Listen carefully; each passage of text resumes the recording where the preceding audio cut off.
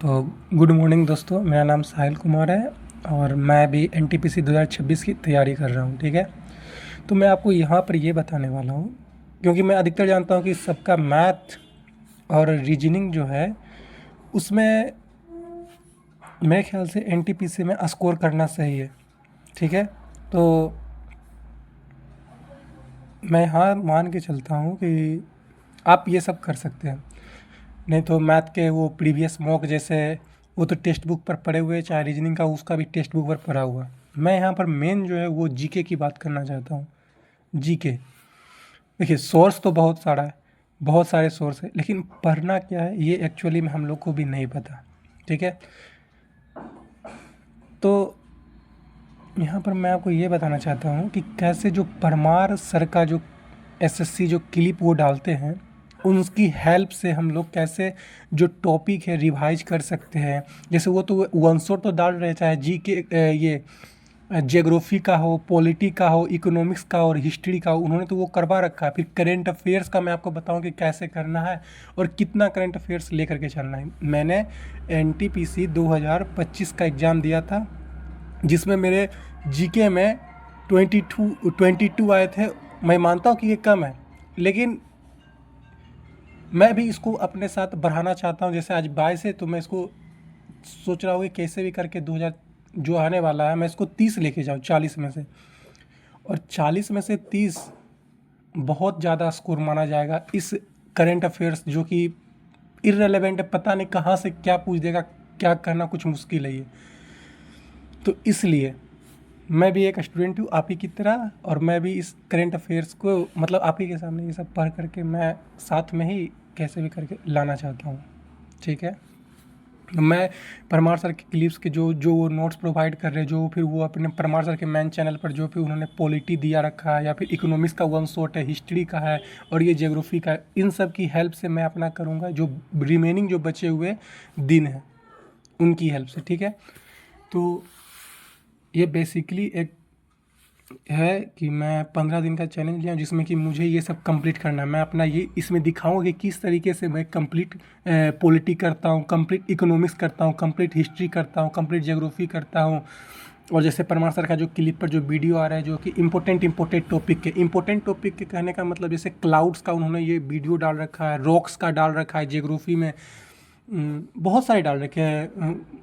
उन्हीं के हेल्प से जैसे जो भी इम्पोर्टेंट टॉपिक होता है, जैसे जैसे एक सर ने करवा रखा है सोशल इकोनॉमिक रिफॉर्म्स से करके, जैसे जिसमें दयानंद सरस्वती जी ने किस तरीके से वो शुद्धि आंदोलन चलाया था ना, और बहुत सारे जो रिफॉर्मर्स जो रिफॉर्मिस्ट जो होता है वो सब वापस कैसे आया, वो सब के बारे में वो सब है।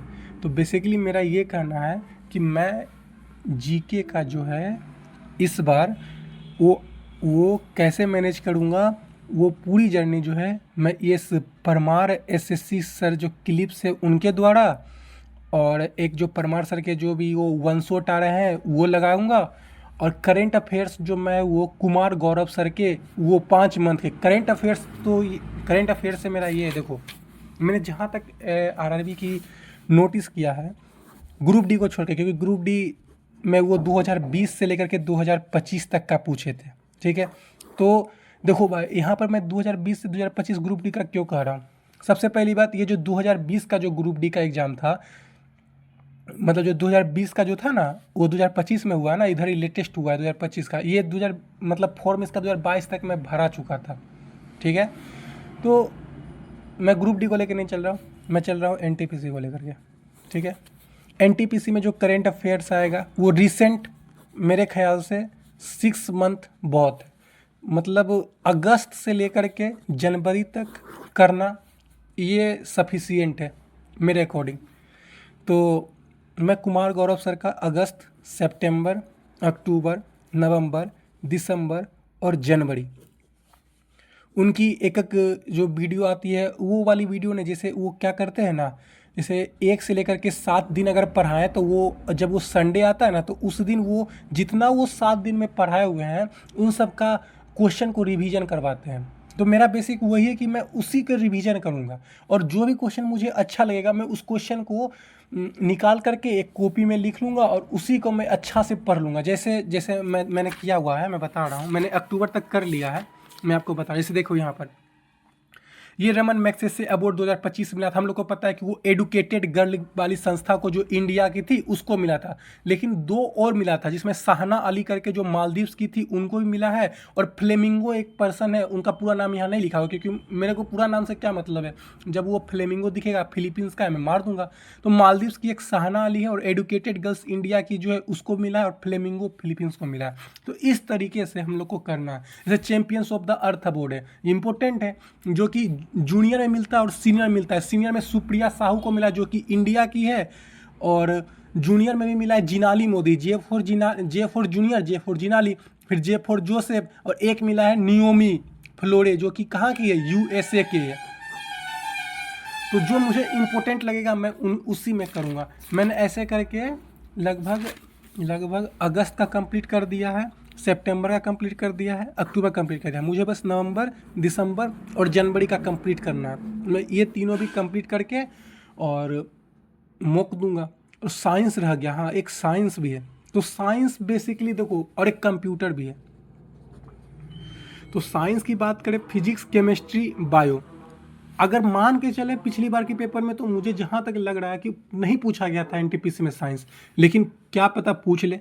तो इसका ये है कि किताब पढ़ो, बेसिकली किताब है, फिजिक्स, केमिस्ट्री, बायोलॉजी।